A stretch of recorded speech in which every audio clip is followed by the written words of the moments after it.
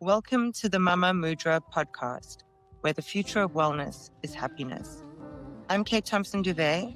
I'm an entrepreneur, a mother of three, a very happy wife, a lifelong creative, and someone who has spent years chasing success, only to realize that the real success I was missing was peace. Mama Mudra was born because I saw a gap between the glossy world of wellness and the messy reality most of us live in, full of children, careers, expectations, responsibility, and this very human craving to feel good in our own skin. This podcast, this platform, these events, the studio that I sit in right now, these are my love letter to anyone who wants to redefine success as vitality, connection, and calm. Okay, today's conversation is one that I've been so excited to record. It's with someone who is very special to me and is a huge part of this journey with Mama Mudra and especially with Sunshine People, just because her guidance in the movement space has been one of the most profound things for me on my journey to finding happiness through wellness. It's all about using physical motion to unlock emotion. And I've never really experienced anyone that does it as well as this woman does. And if you've taken one of Jeanae's classes, you'll understand what I mean. I'm speaking with Jeanae Dumas. She's the founder of One Flow. She is an incredibly talented movement practitioner. And as I said, if you've taken one of her classes, you know it's an experience. People cry, people feel elated. You can see the emotion on their faces, and it's about so much more than just physical movement. It really is something that is very intentionally, I would imagine, guided by her music and her cues and her sequencing and, you know, the space and the people around you. But it really is one of those experiences that feel like, I mean, I've said to her myself after many classes, like, how did you know? Because it feels like she gives you on that day what it is that you need on that day. And so I really want to explore with her, is this luck? Is it completely accidental? I'm pretty sure it's not. But how does she have this level of intuition to understand what it is to give her class? And the classes aren't small, you know, to give that number of people exactly what they need, and how her understanding of how the body holds emotion leads her to sequence these classes that allow us to release that emotion that needs to be released. Because obviously, in order to find our pathway to happiness, we also need to sometimes release some stored emotion, whether that's negative or positive, to make way to kind of, you know, move up to the next level of joy. And then I also want to discuss what is happening in the physical and emotional and nervous systems when that process takes place, because I find that fascinating, and I think it's incredibly profound when at the end of a movement class, this emotion just comes out of you whether or not you want it to. A lot of the time you try and hold it back and you really can't. So there's something very strong, and I would imagine potentially very powerful, that we can talk about there in order to use it ourselves. And then lastly, I want to just discuss with Jeanae how she found her way into this work. She, to my mind, is the embodiment of someone that's found their true calling, and it's a beautiful thing to see. So, you know, what was that journey like for her to get to this place? And then also, how can we use all of these incredible tools that she has in her toolbox to really bring an event like Sunshine People, which I'm so grateful that she's a huge part of, and guides all the movement for. How can we use all of these tools to make Sunshine People a really effective tool and not just a beautiful experience?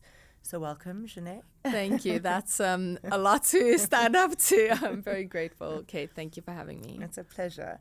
So like I say, I wanted to start off with kind of how you do what it is that you do, you know, having experienced your classes most days personally, and for a long time, even before One Flow, you know, like I know that you do just have this innate ability, and it's so powerful to me that, you know, a lot of the time I can even arrive in class thinking that I know how I'm feeling, and I'm feeling totally different by the end of that class, and I didn't even realize that I had an emotional release needed in me. But something happens, and it is that sort of the whole combination of the movement cues, the music, your presence, the community, the space, the heat, all of these things Like, how do you do that, and how intentional is it? And, you know, is it you sort of instigating that, or is it really more about the person that arrives on their mat?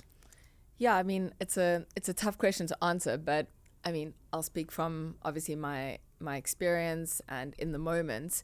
For me, it kind of feels like it all boils down to like just one kind of really simple thing, and then from that simple thing, the layers start to build, and it's the ability to make people feel safe in the room.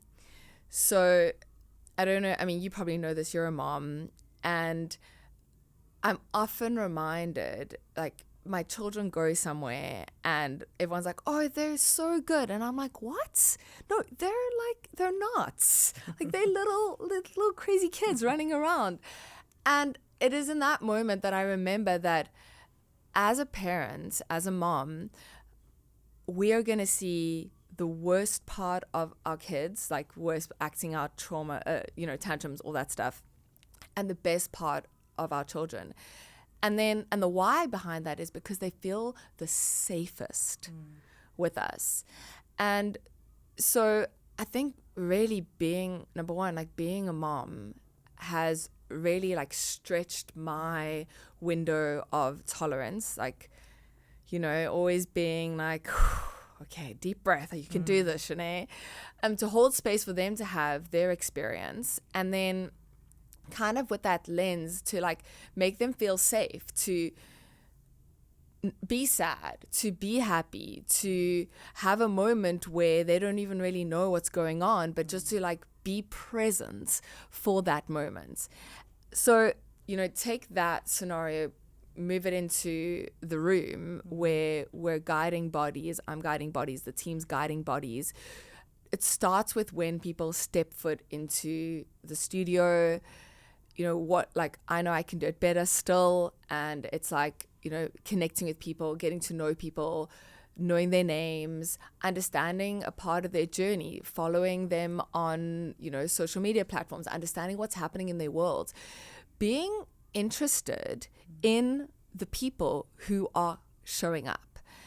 Then that gives you a bit of a snapshot into what's happening, whether it's conscious or subconscious. I think it's both. And then stepping into the room, and there's that intentional pause. The space is immersive, which helps people connect to themselves versus like a space that's quite reflective. I think like we've done a really great job at OneFlow to have the space feel like a hug. We use immersive lighting so that you can come home, you can come inwards. And then it's about, I think, the next layer on top of that. So there's the safety piece, the space, the environment supported. And then the part after that is to be prepared to go there yourself. So there are, I mean, where are we today? Like it's early in the week, it's Tuesday. I taught a class last night, and there was a moment in the class where like everything, it was towards the end of the class, everything came down, and I remembered being a practitioner, and I remembered like the end of the class, and I remember myself stretching in a class many years ago, but just that moment of coming back, and I was like, oh, I know what this feels like, and if I can connect to a part of me that knows what it feels like, then I can offer that same opportunity, a gateway, by a phrase like, I don't want to tell you how to feel, but I do want to invite you to feel. And so that's the empathy practice, where I'm not telling you, I'm not like imposing something onto you, but I'm saying like, hey, there's a moment here where if I can feel it, there's a pretty good chance that you can feel it too. So it's a softer energy, it's a vulnerable energy, and like sometimes it's a very scary place to be, because, and I will get to this later on, but there was a moment facilitating at Sunshine People where I really had to ground, because there was an emotional piece within me that was coming up, and I have to be prepared to go there, feel safe enough to go there, be willing to go there, in order to hold the container for others. It's so amazing. I think that the thing that you said as well now about the community, and I've also discussed this with you before, because for the type of person that I am, I'm as outgoing as I am, I'm quite private, and I'm always used to going to sort of a yoga studio where you kind of like, hello, sort of quick eye contact, put your mat down, go straight into your space, and it's just about you. And One Flow is so community driven, but not in like a way that's too much. It feels so supportive, like you said, like a hug. It just feels like, if you choose to look up, there are going to be people making eye contact, giving you a hug if you want a hug, and I think that also makes a big difference. And this is quite pertinent to Sunshine people. It makes a big difference to feeling more, because you're more in your overall body and your emotions than you are just in your physical body, because you feel like you're in a space of comfort, not just from you. I think you are an integral part of it, but I think it's also the fact that, there are all these familiar faces, and it really is, it's very special. And I think I find it so interesting because, and that was a big part of kind of what I wanted to achieve with this journey that I'm on and still hope to achieve, is that people see these things as so separate. They see, trauma and emotion and all these things as something that you treat with therapy. Weight or bad health or weak fitness or whatever is something you treat with exercise. It's kind of like these things are all so separated, and they're so not. Yeah. And it can be done in such an interwoven way, almost subconsciously, you know, and it's such a powerful thing. I really do think that it's very interesting. I was wondering as well, I don't know if you, I'm sure you do know, but you've kind of said that it obviously is something that you don't necessarily aggressively work towards, but you just facilitate, you create the environment for people to release emotionally through a physical practice. But what exactly is it what is that process that's happening within us, like I said earlier, where you don't even know that you need to release something, and all of a sudden at the end of the class, my friend Claudia, who you know as well, it's like, if we don't end a class shedding a few tears in Shavasana, like, it's unusual these days. 100%. It's pretty much every single class, and I don't feel like there's been sort of a particular catalyst to that. There've been times in my life for sure that I've known that because of what I'm going through, it's going to unlock emotion. But then there's sometimes that you really don't think that there's emotion that needs to be unlocked, and you still get there. What is that, do you think, that's happening? Is it just a general sort of everything is being brought down, or? So we know that we're constantly working through like regulation and dysregulation, right? So keep that on one side, and then we hold all of our life experiences in this beautiful body that we have. And a lot of, and then we're constantly taking on new information. And for a lot of us, because I think the world is so programmed, especially now, to always be on, or like go, that there isn't this integration that happens, or there isn't like really time for integration. Yes. And when we get off our devices and we create the space to actually just not be in communication with others, to be in communication with ourselves, that is where the integration piece comes in. It's whether it's a healing that needs to happen, whether it's a digestion of a conversation, whether it's, I often actually get a lot of creative ideas while I'm teaching for like other things. And it's because it's a space where there's nothing else that's calling for your attention. It's an invitation to come home to yourself. So you've got that, which is allows that. And then a lot of the people in the team, but especially me, I'm consciously working this like regulation exercises. I'm intentionally dysregulating, and then I'm intentionally regulating. So there's a load and there's an offload, and there's a load and there's an offload. And the load is to stretch your nervous system, to broaden your window of tolerance, to be able to handle all of life's stuff.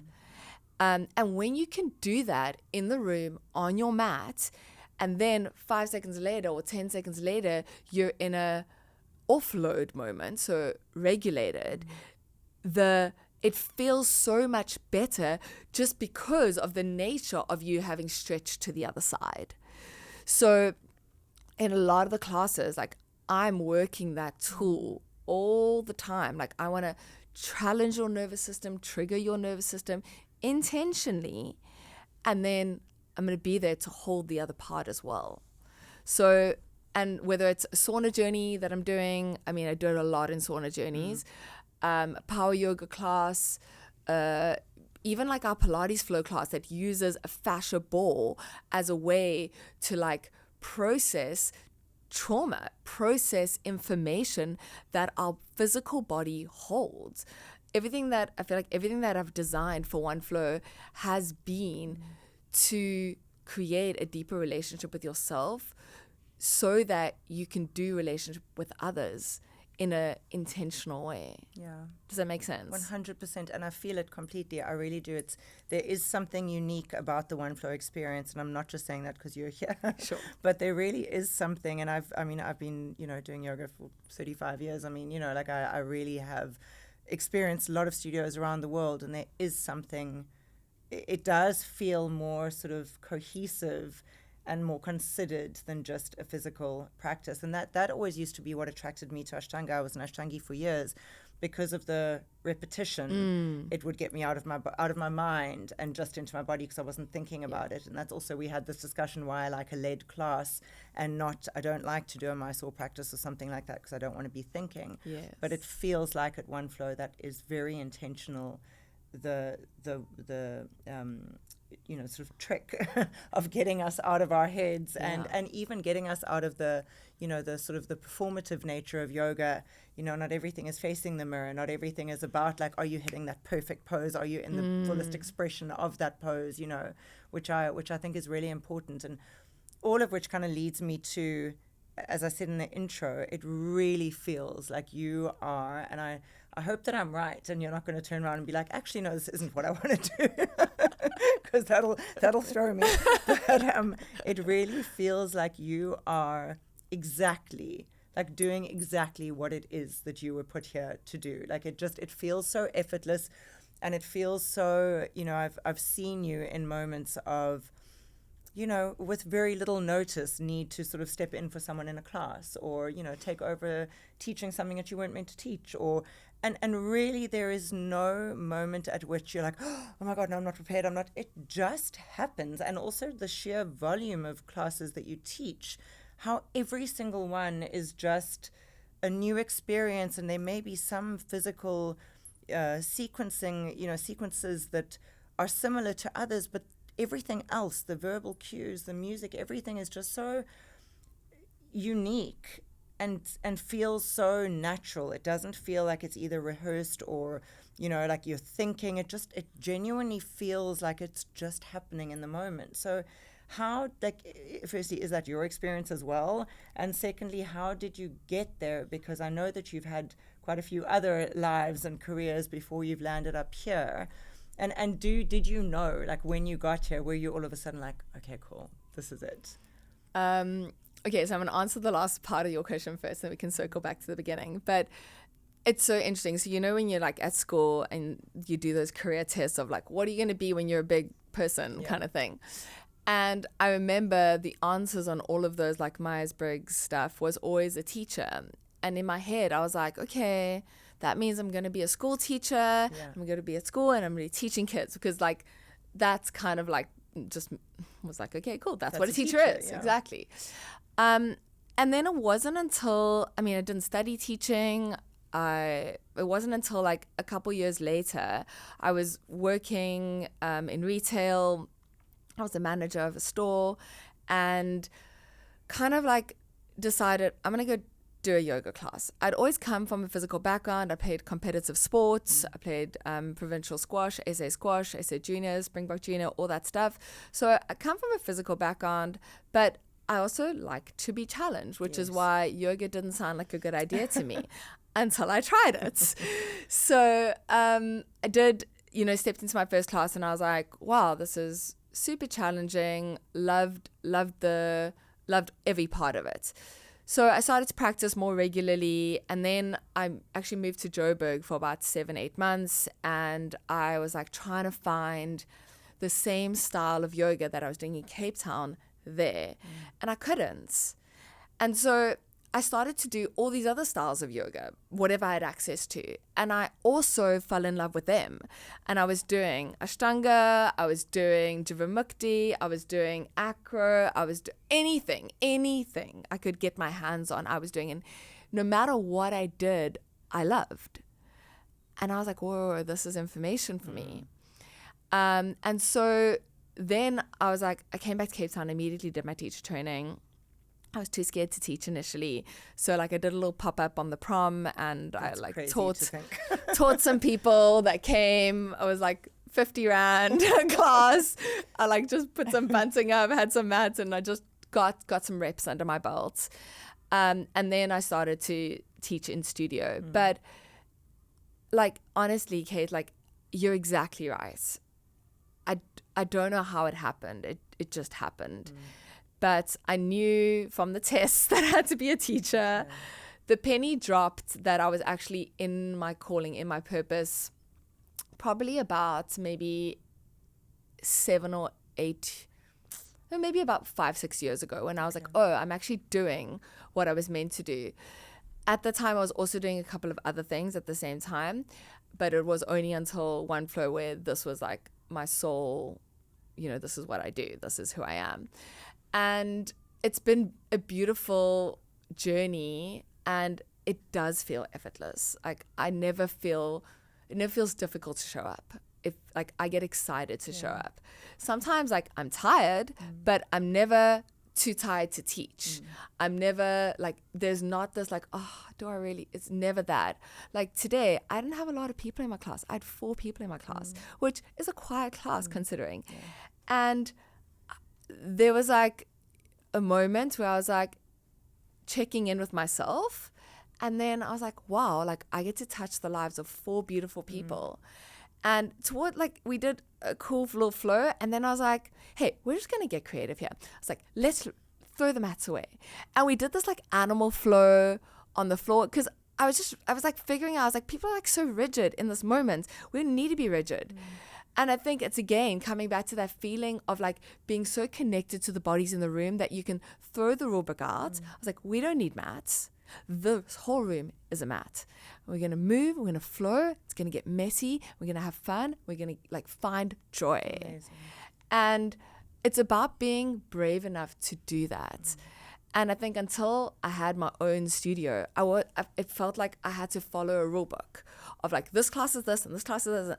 And now I'm like, the rule book is we're going to move, we're going to breathe, and we're going to create beautiful experiences as a collective. Yeah, I love that. It's a beautiful thing to witness. It really is, because I feel like I've seen you, having said at the beginning that obviously I've been at One Flow pretty much every day since before it opened, and never planned to go anywhere else. But even from previous studios training and practicing with you, it does feel like, and I've had this conversation with other people as well, it does feel like you've just grown into exactly who and where and what you're supposed to be. And it's such an incredible thing to see how everything else, around that is just benefited so exponentially from that feeling of you just embodying your space. It's amazing. I think that, and something as well that we're trying to, achieve here is so many people have this awfully complicated and complex relationship with movement. Like, I think that those of us that are lucky enough to have had it in their lives forever, it's different. But, I often have the conversation or the concern with regards to my kids, because a lot of the time I don't find that schools these days have as much of a focus on sport as they used to. At least when I was at school, it was, you absolutely had to compete, and it was I think one of the most important parts of my school career, and not just for the physical aspect. I think competing in a team sport teaches you so many things about life that you can take with you after school, a lot more probably than a lot of the academic learnings that you get at school, but that's a different podcast subject. Topic for another day. Exactly, because I feel strongly about that one.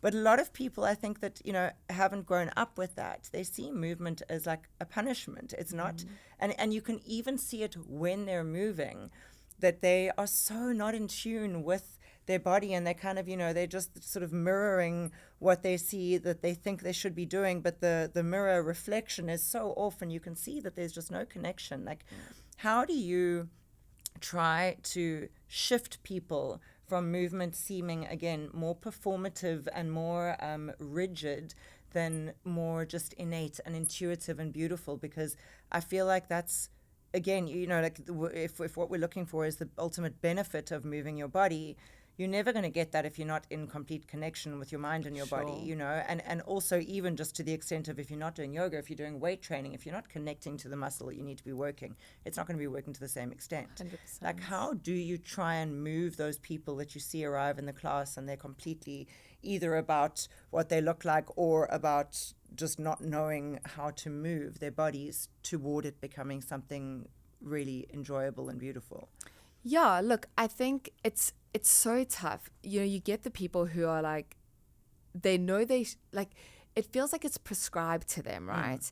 And like, we know as soon as you get told you must do X, Y, Z, A, B, C, like as soon as anyone tells me what to do, I'm like, no, I'm not doing that. There's zero possibility. Yeah. So you got to have the buy-in. There's got to be a desire to do this thing. And I think like when you have the desire, then you're an easy candidate to work with. So let's say like opt-in, people want, there's the desire. Then it comes down to being able to guide multiple different levels in the room at the same time. So let's think about Sunshine People, right? The event that we did in Stanley. It's like, I think we had 18 years old. Yes. To we had 16. 16. Yes, okay, 16 to 80. Yeah. Like that was the... Absolutely. That was the range of people. And there was a physio that came to me afterwards, and she said to me, and she was like, hey, I just want to say, I don't know how you did it, but you got everybody of all levels like moving together seamlessly. But if you think about how we structured that session, it was super, super intentional. Yes. Like we know what kind of level of people we're going to be there. Yeah. For me, it's very important that people leave feeling successful. So I try to do some market research before, and I was like, hey, where you from? What are you doing? Like, try to get like, a gauge of where people were. And I realized like, okay, I've got a very mixed bag, and probably more information is not a good idea. But we start off when we set the foundation really solid.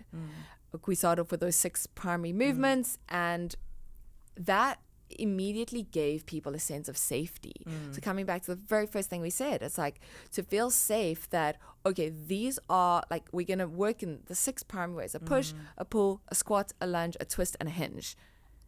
We never deviated from that at any point. And then it was the reminder of the language.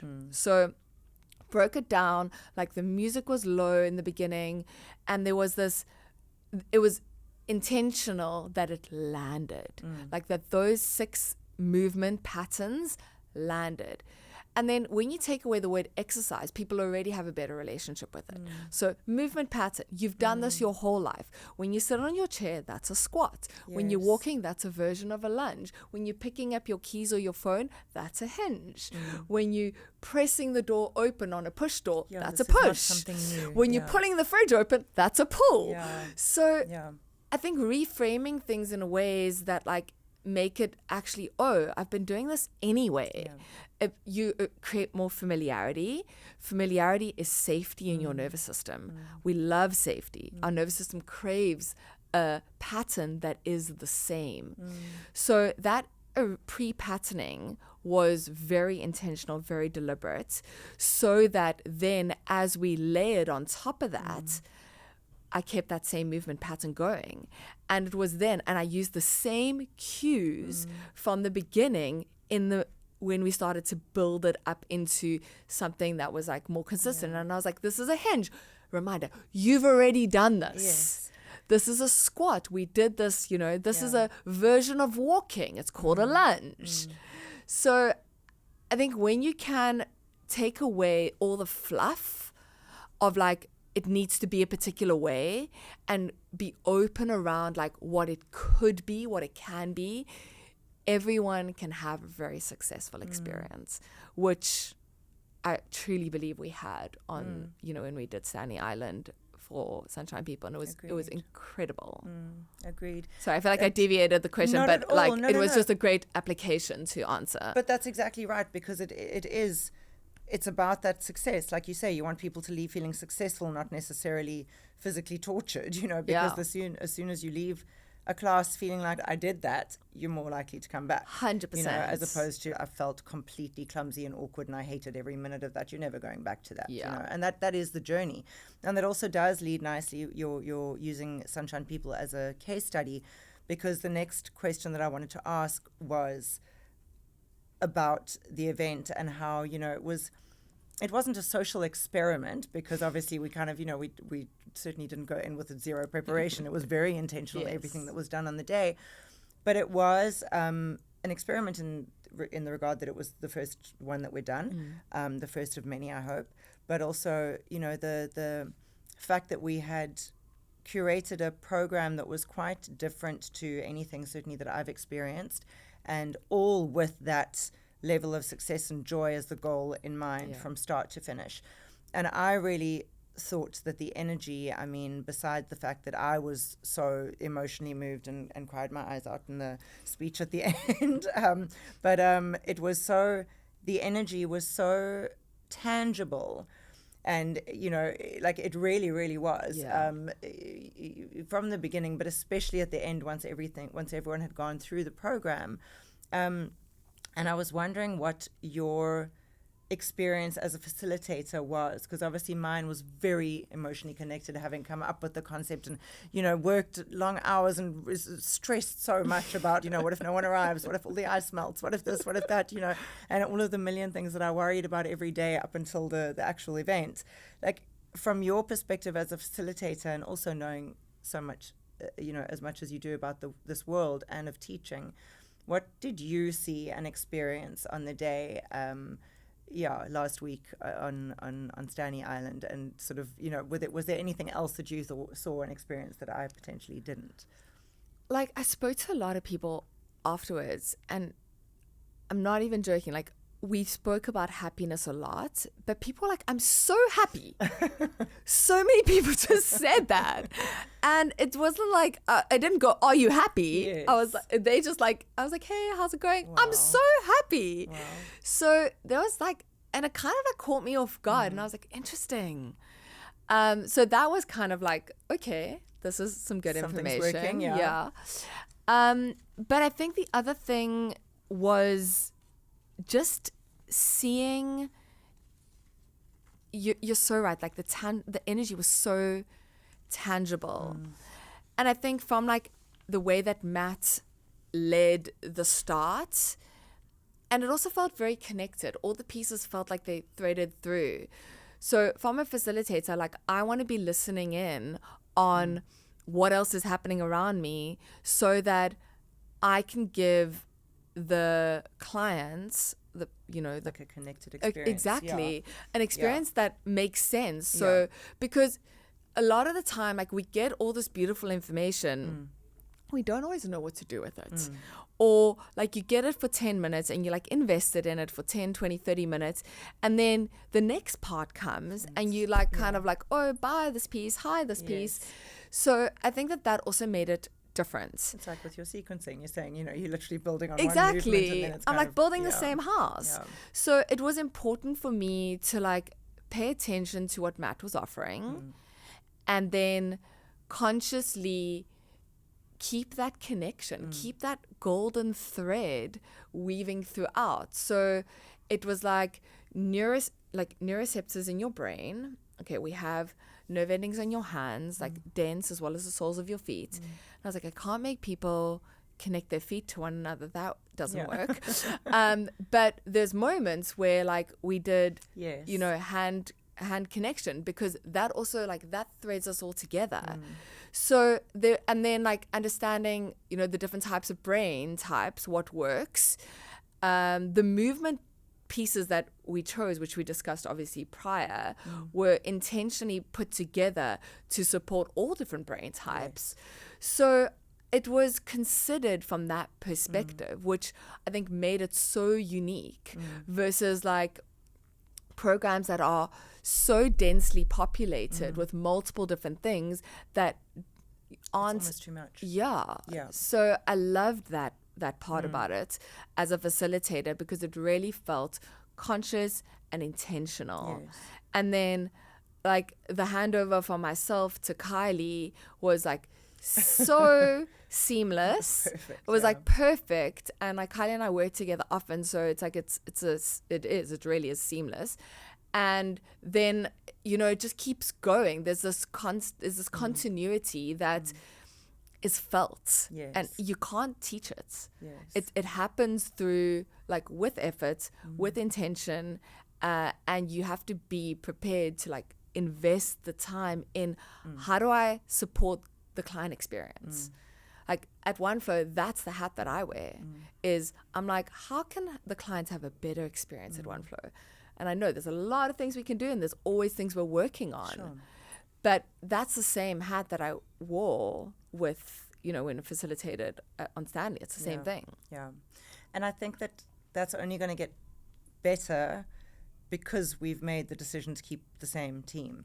Yeah. So I think that's also going to be such an integral part of the Sunshine People experience, that the more we work together, the more we do these things, and especially in different iterations, you know, some are going to be shorter, some are going to be retreats, some are going to be, you know, whatever it is, it's going to become even more seamless and even more intuitive. And, you know, ultimately, I think that's really going to enhance the experience even more, which I love.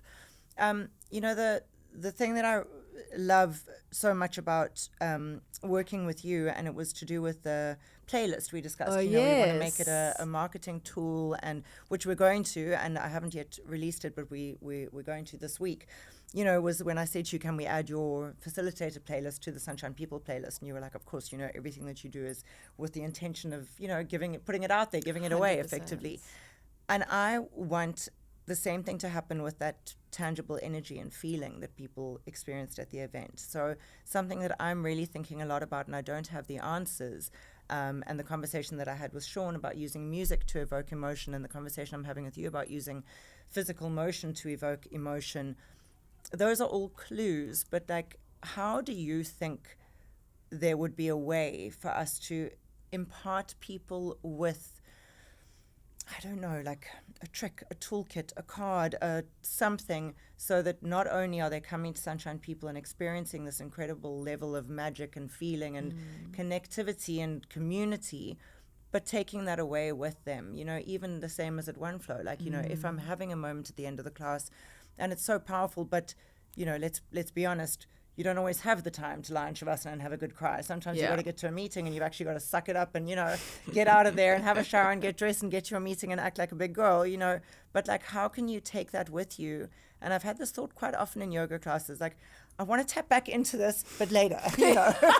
This is not a convenient time. I'd like to keep this for, like, 7 p.m. tonight after the kids are down, and then I'd like to get into it, you know. But, like, how do you, like, are there ways, do you think, that we could literally bottle that and kind of hand it to people when they leave and be like, here you go. When you need this, you know, open it and have a little smell, or, you know, rub it on your wrists, or I don't know. Like, yeah, it's such a great question. And I mean, some of the things that kind of just popping up for me as you were chatting is, you know, I think, and I do this a lot with sauna journeys, but you can apply it ultimately to any experience, it's like, anchor in a word of what it is that, you know, anchor in this moment. Give it a name. We know that when we name experiences, it creates a neural pathway in the brain. That is how we learn. That is how we understand our own emotions, our own environment. So if there's like a word at the end of your class and it's it's an emotional moment or whatever it is. It could be joy, it could be challenge, it could be expansion, it could be transformation. But if you can anchor in that word that encapsulates this moment and all the moments that you kind of want to bottle, and then keep that word with you. And when you're ready to come back, so I think it is through facilitation. I think it is through like offering up that moment of like asking people to anchor it in. Yes. And then tonight or whenever you're ready again, you can say, hey, like invite the word back in, be in a quiet place where you can allow yourself to experience, come back to the part of the playlist that you heard, because music evokes memory. So then it's like, okay, you can almost transport yourself back into that moment. That song was playing, that was the word, that was the feeling, and that then you can integrate and go back to whatever it is that needs. And communication as well, you know, like explaining why it is that you're doing what you're doing. Yes. And encouraging them, you know, we used obviously the notebooks and, you know, like making notes throughout the day. And maybe it is even that sort of ongoing communication to say, you know, review the notes, go back to the moment, think about how you felt. Because it is, I think we're all so good at, you know, even when you're forced to unlock and release, we're so good at bottling that back up again afterwards, you know, like I said just now, because we don't have the time. So it's just like, okay, cool.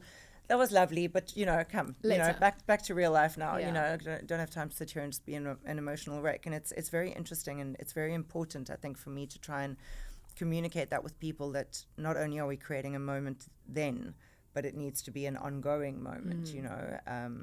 I think it's important, for regulation and all of that. Because even at the end of the session, it was like, you know, we said, like, think about the day, the moments of this day that evoked, like, what is your recipe for happiness? And there's definitely an opportunity to have, like, double down on that process then for integration and to come back to. So that's a good learning for us. Absolutely, 100%. So last question. Yes. How do you recommend that people who are feeling emotionally blocked and just, you know, sort of stuck in a rut, and especially I think it's a good question for this time of the year, you know, everyone talks about new beginnings, new year, you know, we've left everything behind last year and everything's fresh. That's not really true for everyone. You know, a lot of the time you didn't get around to releasing everything. So for some of us who are lucky enough to feel fresh and new and clean slate, that's wonderful. But most people, I don't think, you know, do. And there's so much pressure too. Like, how do you recommend that people who are feeling like they're stuck in that rut, how can they use physical movement to try and unlock stuck trauma and stored emotion? Because, you know, again, I think a lot of the time we can get into our heads and you can just see physical motion and training as just that. I'm just going to go and train because I want to get in shape. I want to lose weight that I picked up over December, whatever. Like, you know, is there a way, is it maybe just being more intentional with your movement to tap into encouraging it to let go of that stuck trauma and emotion and using it as more of a tool than just getting your body in shape? Yeah, I think it is such a, like, there's like a high expectation. This is a very high expectation time of the year, right? Yes. And it's a lot, and there's a lot of pressure around that, which I don't think serves actually. And for a lot of the time, I spoke towards the beginning of the year, I spoke a lot about, like, you know, everyone starts it off and it's like, you set big goals and there's big things. And like, I think the perspective shift on that is that instead of having these like massive things, like, what if you just decided today? So start off with gratitude, because that's a really good place to like fall in love with yourself, fall in love with your world, appreciate those things around you. It immediately like raises your serotonin. You've got good hormones in flow. And then from there, the next thing is, okay, so now I'm like feeling elevated. How can I be the best version of myself today in whatever I choose to do. It doesn't have to be movement. But if it is movement, and if I'm going to decide to go for a walk, make it to a class, meet up with a friend, how can I be the best version of myself today? And that's a really good place to start. It's just like one little baby bite at a time. That's how you create a new habit. That's how you create a new pattern. Start to repeat that over 21 days, 30 days, 40 days, and you've created a new rhythm. So I think it starts off with gratitude, intentional choice to be the best version of yourself. The things that scare you, deal with them first. And then lean on the people around you to be your support and to hold, like, if you need accountability, know what you need, ask for what you need. Like, if you're on, I'm doing a fast at the moment, I'm on day 2 of my fast, and I like try to enroll Cam to fast with me. He said no. But I said to him, listen, like, I'm gonna need you, like, will you help me? He said, sure, I'll help you. I won't eat around you. I'll make sure, like, you have all the liquids you need. And I was like, okay. So, like, get people around you who support your vision and your goals, and don't, like, question you around them, or don't put you down for whatever you want to do. Like, they are your people. So yeah, I hope I answered the question. I think I did. Yeah, definitely. Thank you so much for being here today. Honestly, it's so, like, it's a conversation that I've been looking forward to for so long, because I think that there is so much insight that you have to give, even though I still believe that a lot of it is just intuitive, because you are living your complete and utter truth. And I think when you find yourself there, it does just unlock a whole new sort of level of wisdom, and, you know, and it just flows. But I really think that it's such a good reminder that, and for anyone listening that hasn't experienced it, I really encourage you to try and find that form of movement that allows you to experience it, because it's such a reminder to me that physical movement is about so much more than physical movement. 100%. And it's just crazy how powerful it is, and it's so beneficial in so many ways, that I think that if you just allow yourself the time to kind of listen to your body and feel what it is, like we were doing at Sunshine People, feel what it is that resonates most with you, that you want to keep on repeating it over and over again, you're going to get so many more benefits from it than just the physical. So yeah, I think that this needs to be, if anyone's listening, take it as an invitation, take it as a sign, take it as whatever you want to try and find that form of movement that just makes you crave it every single day, or 3 times a week, whatever works for you, in order to start really having it become a part of your life, and then allowing it to assist emotionally, mentally, on every single other level than just physical. Because I think when you get to that point, it's a beautiful place to be. Yeah, I totally agree. Just also to bolt on to that, it's like, pick one thing you love doing, and then just like add another thing that feels a little bit sticky. Yes. And like, if you love listening to music, go for a walk and listen to music.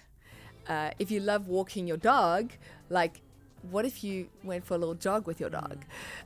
So it's like, there's so many ways to actually, like, just take what you already love doing, that makes you already happy, and add a part that can elevate the experience in some movement form or another. Yes. It doesn't have to be anything major. One little day at a time. Totally agreed. Thank you so much. Such a pleasure. Thanks for having me, Kate. I really appreciate it.